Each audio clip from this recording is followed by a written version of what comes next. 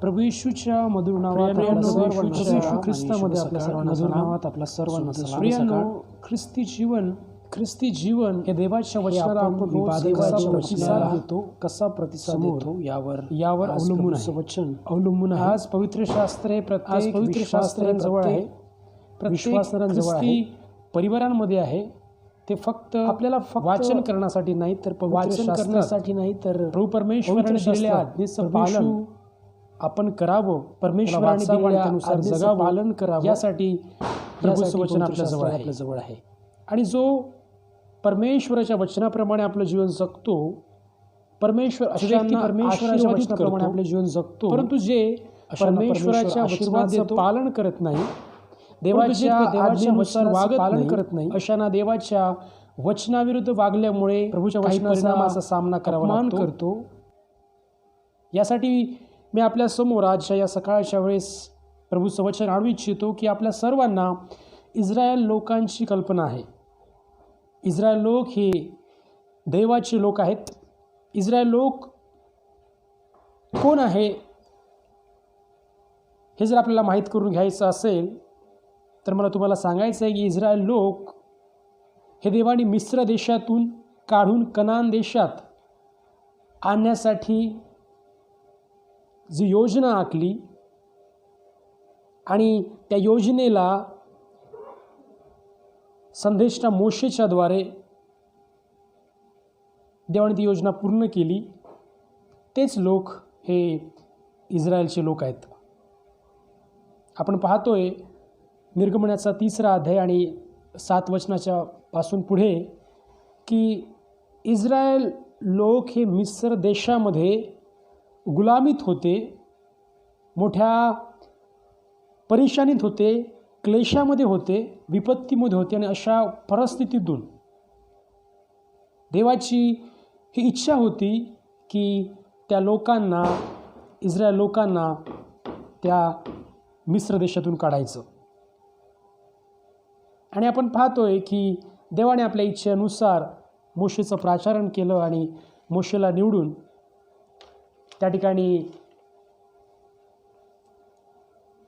मिस्र देशात मोशेला पाठवून देवाने आपली योजना त्या ठिकाणी पूर्ण करण्याचा आपल्याला पाहायला मिळते. देवाची इच्छा होती की मिस्र देशामध्ये जे त्याचे लोक होते त्या लोकांना शांतीचा आणि चांगल्या व मोठ्या देशात, ज्या देशातून दुधामधाचे प्रवाह जिथे वाहत आहे अशा कनान देशामध्ये देवाला त्याच्या लोकांना आणायचं होतं. आणि परमेश्वर आपल्या लोकांना त्या कनान देशामध्ये आणण्यासाठी मोठा उत्सुक होता. आणि आपण जर निर्गमनाचा 3रा अध्यायापासून जर आपण समोर वाचत आलो तर आपल्याला माहिती होईल की देवाने कशा अद्भुत प्रकारे इस्रायल लोकांना मोशेच्या नेतृत्वामध्ये मिस्र देशातून बाहेर काढून कनान देशामध्ये आणलं. परमेश्वर या घटनेसाठी आणि या योजनेबद्दल फार आनंदी आहे. आणि मिस्र देशातून त्याच्या प्रिय लोकांना बाहेर काढण्यासाठी देवाने कशा योजना आखल्या आणि कशा प्रकारे मोशेचा उपयोग करून घेतला आणि कशा प्रकारे देवाने त्याच्या प्रिय लोकांना त्यांच्या विपत्तीतून, दुःखातून, कष्टातून बाहेर काढले आपल्याला पाहायला मिळते. तर आता त्या लोकांना बाहेर काढल्यानंतर त्यांना मिस्रातून बाहेर काढून कनान देशात नेत असताना आणि ह्या सर्व लोकांचं नेतृत्व मोशे करत असताना परमेश्वराची आता इच्छा होती की माझे लोक, हे माझे जे लोक आहेत ते माझे प्रिय आहेत, माझे स्वतःचे लोक आहेत, हे माझे लोक आहे, मी या लोकांना प्रेम करतो. आणि म्हणून त्या प्रेमाच्या खातर आपल्याला पाहायला मिळते की देवाने मिस्रामध्ये त्याच्या लोकांना बाहेर काढलं. तर आता परमेश्वराची इच्छा होती की आता माझ्या लोकांना ज्या प्रकारे बाहेर काढलं त्या प्रकारे मी माझ्या लोकांना नवीन देश देत आहो, नवीन देशामध्ये घेऊन जात आहो. तर आता माझे लोक माझ्या इच्छेनुसार, माझ्या आज्ञेनुसार आणि माझ्या नियमानुसार वागावे हे परमेश्वराची इच्छा होती. कारण याआधी ते फारोच्या राज्यात गुलामी जगत असताना फारोने दिलेले नियम आणि फारोने दिलेल्या आज्ञेचं नुसार त्यांना वागावं आणि जगावं लागत होतं प्रियांनो. अशा प्रकारचे देवाची स्वयं इच्छा होती की त्यांना आता नवीन नियमामध्ये, नवीन आज्ञेमध्ये, नवीन जीवनामध्ये त्यांना जगण्यासाठी परमेश्वराची इच्छा होती. प्रियांनो, आपण देखील ह्या इस्रायल लोकांप्रमाणे शारीरिकरित्या गुलामगिरीत अडकलेलो होतो. हो, ज्याप्रमाणे इस्रायल लोक फारो राजाच्या गुलामीत जगत होते, त्याचप्रमाणे आपण देखील या जगाच्या अधिपती सैतान याच्या गुलामीत आपलं जीवन जगत होतो. प्रियांनो, आपण पापाच्या गुलामीत जगत होतो. सैतान ज्याप्रमाणे सांगेल त्याप्रमाणे आपण करत होतो. आपलं शरीर सैतानाच्या अधिकारात होतं आणि सर्व प्रकारचं वाईटपण आपल्यामध्ये होतं. ज्याप्रमाणे देवाने इस्रायलांना फारो राजाच्या गुलामीतून बाहेर काढलं, त्याचप्रमाणे परमेश्वराने आपल्याला सैतानाच्या गुलामीतून, पापाच्या बंधनातून बाहेर काढून मुक्तीचं, तारणाचं जीवन आपल्याला त्यानं दिलेलं आहे, बहाल केलेलं आहे त्या पवित्र ख्रिस्त येशूच्या द्वारे. आणि हेच परमेश्वराची तुमच्या आणि माझ्याप्रती इच्छा होती की आपण मुक्तीचं जीवन जगावं, तारणाचं जीवन जगावं. जर आपण यहोवाण्याचा 3 अध्याय 16 वचनामध्ये जर वाचलं तर देवाने जगावं एवढी प्रेम केलं की त्याने आपला एकुलता एक पुत्र दिला, अशासाठी की जो कोणी त्याच्यावर विश्वास करेल त्याचा नाश होऊ नये, तर त्याला सार्वकालिक जीवन प्राप्त व्हावे. तर आपल्याला पाहायला मिळते प्रभू येशू ख्रिस्ताला परमेश्वराने आपल्या पापाचं प्रायश्चित म्हणून त्या क्रूसावर त्याचं बलिदान केलं की आपण त्याच्यावर विश्वास ठेवल्याच्याद्वारे आपले सर्व पापातून आपली सुटका व्हावी, आपल्याला तारणाचं जीवन मिळावं आणि आपण ख्रिस्तामध्ये अनंत काळाचं जीवन जगू शकू, ही प्रभूची इच्छा होती प्रियांनो. तर या प्रकारच्या गुलामीतून आपण बाहेर निघावं, हा देखील परमेश्वराची आपल्यासाठी योजना होती. आणि ज्या प्रकारे देवाने मिस्रामधून इस्रायल लोकांना बाहेर काढलं आणि त्यांना नवीन आज्ञा देऊन, नवीन नियम देऊन, नवे जीवन जगण्याची नवीन पद्धत देवाने त्यांना शिकवली की तुम्हाला आता या प्रकारे जगायचं आहे, तुम्हाला माझ्या आज्ञेप्रमाणे, माझ्या वचनाप्रमाणे तुम्हाला वागायचं आहे. आणि मोशेला सिनाई पर्वतावर देव बोलावून त्याला देवाचे नवीन नियम, आज्ञा आपल्याला दिलेला पाहायला मिळते. जर आपण निर्गमनाचा 20वा अध्याय आणि वचन 1 पासून जर 6 पर्यंत त्या ठिकाणी आपण वाचन केलं तर आपल्याला अशा प्रकारे त्या ठिकाणी वाचायला मिळतं प्रियांनो. निर्गमनाचा 20वा अध्याय वचन 1 ते 6 मी आपल्या सर्वांसाठी या ठिकाणी वाचतो. आणि देव हे सर्व शब्द बोलला, ज्याने तुला मिस्र देशातून दास्यगृहातून आणले, तो मी परमेश्वर तुझा देव आहे. माझ्या खैरीस तुला वेगळे देव नसावेत. आपल्यासाठी कोरी मूर्ती करू नको व आकाशातील खाली पृथ्वीवरील व पृथ्वी खालच्या जलातील कशाची प्रतिमा करू नको. त्यांच्या पाया पडू नको किंवा त्याची सेवा करू नको, कारण मी तुझा देव परमेश्वर ईर्ष्यावान देव आहे, जे माझा द्वेष करतात त्याच्या मुलांना 3ऱ्या-4थ्या पिढीपर्यंत वडिलांच्या अन्यायाबद्दल शासन करतो, आणि जे माझ्यावर प्रेम करतात व माझ्या आज्ञा पाळतात अशांच्या हजारो पिढ्यावर मी दया करतो. तर आपल्याला या ठिकाणी पाहायला मिळतं प्रियांनो की देवाने इस्रायल लोकांना नवीन नियम दिले, नव्या आज्ञा दिल्या की तुम्हाला माझ्या शिवाय, माझ्या खेरीज तुम्हाला वेगळा देव नसावा. तुम्ही कोणत्याही प्रकारची मूर्तीपूजा करू नका. तुम्ही माझ्यासाठी कोणती मूर्ती तयार करू नका. तुम्ही कोणत्याही पृथ्वीवरील आणि खालील किंवा पृथ्वीवरील कोणत्याही गोष्टीची प्रतिमा करून त्याची पूजा करू नका, त्याला नमन करू नका, त्याची सेवा करू नका. या प्रकारे परमेश्वराने इस्रायल लोकांना मोशेच्याद्वारे नवीन नियमशास्त्र दिलं की आता इस्रायल लोक या नवीन नियमशास्त्राप्रमाणे जगावे, ही परमेश्वराची इच्छा होती. म्हणून देवाने हे नवीन नियम इस्रायल लोकांना लावून दिले. माझ्या प्रिय बहीण भावांनो, आज हीच आज्ञा आपल्यासाठी देखील आहे की आपण एक ख्रिस्ती जीवन जगत असताना, आपण एक विश्वासणाऱ्याचं जीवन जगत असताना आज आपण आपल्या परमेश्वराला, आपल्या प्रभू येशूला, ख्रिस्ताला सोडून आपल्याजवळ दुसरा देव नसावा. आपण आपल्या परमेश्वराला, आपल्या प्रभू येशूला सोडून दुसऱ्या देवाच्या ध्यानीमानी लागू नये. आपण कोणतीच मूर्ती बनवून आपल्या घरात ठेवू नये आणि आपण ठेवू पण शकत नाही. आपण कोणतीच मूर्ती विकत आणून घरात बसवू शकत नाही, ना त्याचं आपण नमन करू शकत, ना आपण त्याची सेवा करू शकत. कारण हीच आपल्या परमेश्वराची इच्छा आहे की आपण केवळ आणि केवळ आपल्या परमेश्वराची, आपल्या प्रभू येशू ख्रिस्ताचे नमन करावे आणि आपण आपल्या परमेश्वरालाच आपण आपला देव म्हणून त्याला पूर्णपणे स्वीकारावं. परंतु प्रियांनो, मला सांगू द्या या ठिकाणी की इस्रायल लोकांना या प्रकारच्या आज्ञा दिल्यानंतर इस्रायल लोकांना देवाच्या आज्ञेचा विसर पडलेला आपल्याला पाहायला मिळतो. आणि तो विसर आपल्याला निर्गमनाचा 32वा अध्याय आणि वचन 1 ते 4 मध्ये आपल्याला पाहायला मिळतो प्रियांनो, की कशा प्रकारे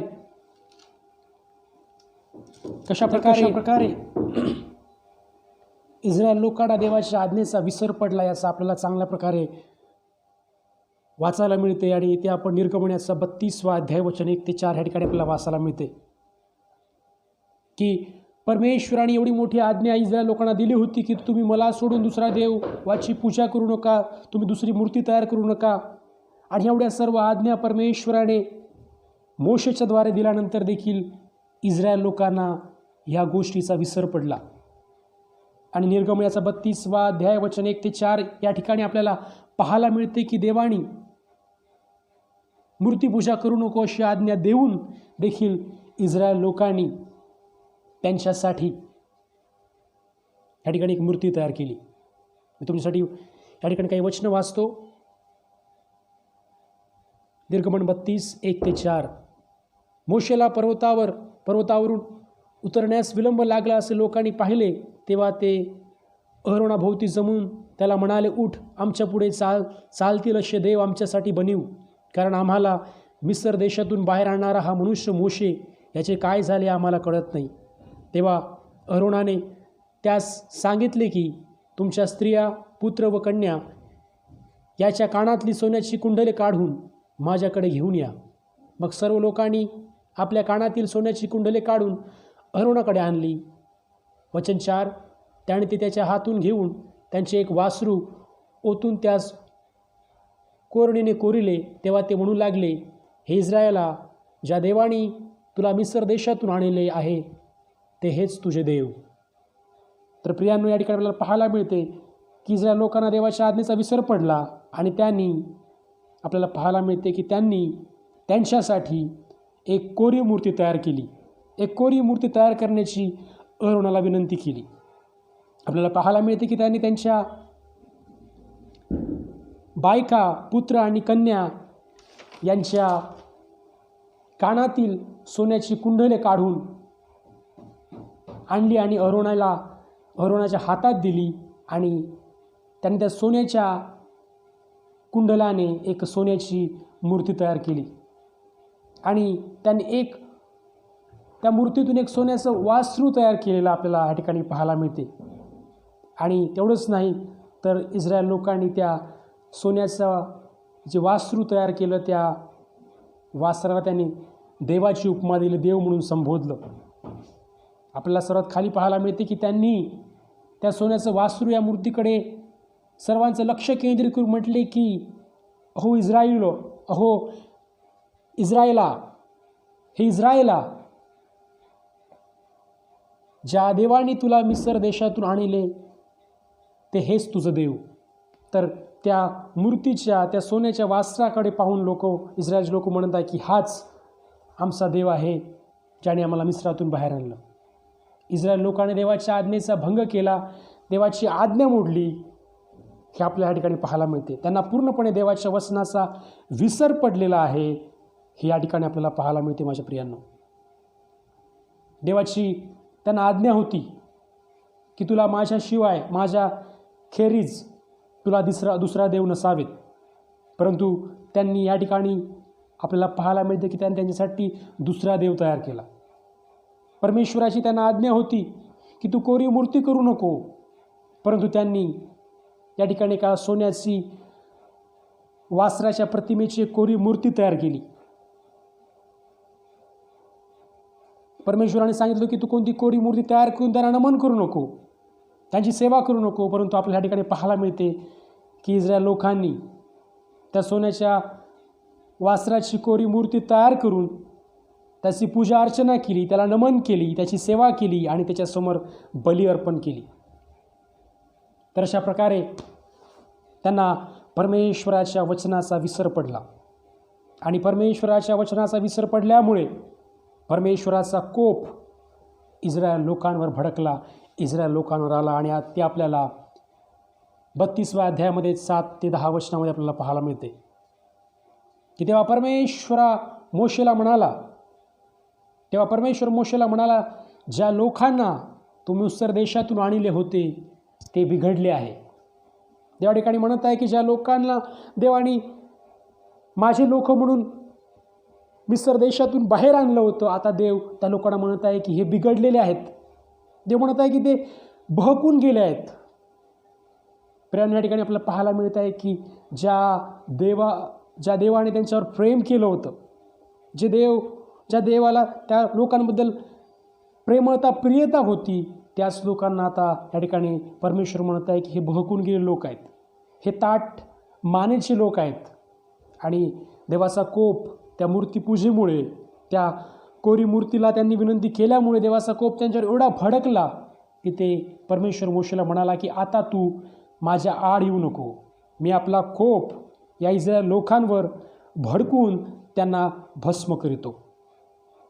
प्रियांनो, आपल्याला या प्रकारे परमेश्वराचा राग, परमेश्वराचा कोप इस्रायल लोकांवर भडकलेला आपल्याला पाहायला मिळते. प्रियांनो, मोशेला देखील या गोष्टीचा खूप राग आला की त्यांनी परमेश्वराच्या वचनेचा आज्ञेचा भंग केला, परमेश्वराची आज्ञा मोडली. आणि मोशेने देखील 32 अध्यायामध्ये 26 वचनापासून आपण 28पर्यंत जर वाचलं तर त्या ठिकाणी मोशेने आपल्या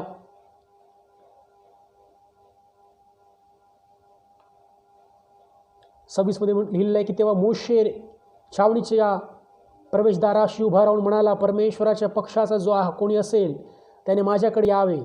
तेव्हा लेवी वंशातले सर्व लोक त्याच्याजवळ जमा झाले.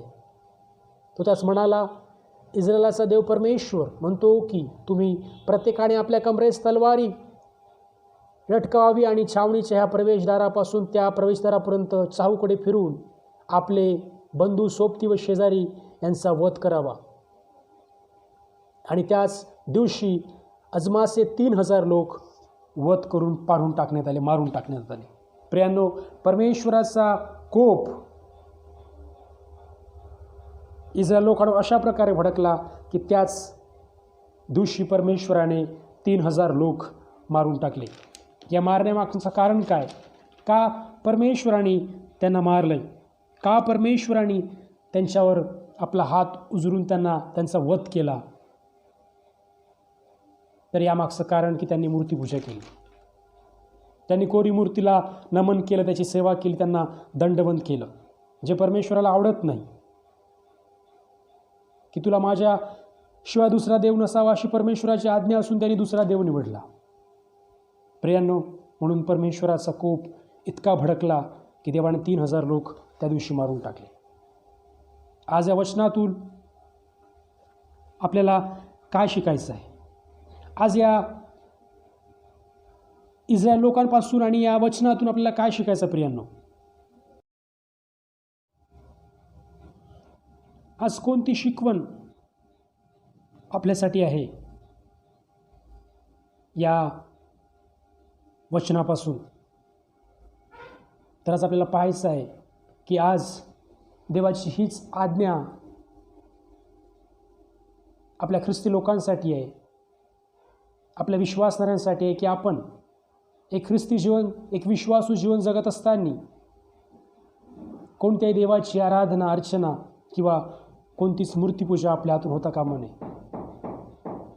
कोणतीही मूर्तीपूजा आपण करू नये, तिला नमन करू नये. आणि जर आपण करतो तर त्याचा परिणाम म्हणून देवाचा कोप आपल्यावर आल्याशिवाय राहणार नाही. माझ्या प्रियांनो, आता 2 दिवसांवर दिवाळी महालक्ष्मी पूजनाचा सण संपूर्ण भारत देशात साजरा होण्यासाठी संपूर्ण भारतात आणि भारतातल्या संपूर्ण बाजारपेठेमध्ये एकच गर्दी आहे. लोक मूर्तीपूजासाठी दिवे, ह्या सर्व गोष्टी, मूर्ती घेण्यासाठी, दिवे घेण्यासाठी आणि वेगवेगळ्या गोष्टी मूर्तीपूजेच्या संबंधित विकत घेण्यासाठी बाजारात गर्दी करत आहे. कोणी धनलक्ष्मीचे चित्र आपल्या घरी घेऊन जाण्यासाठी, चिटकवण्यासाठी घरी घेऊन जाणार आहेत. कोणी धनलक्ष्मीचा मूर्तीचा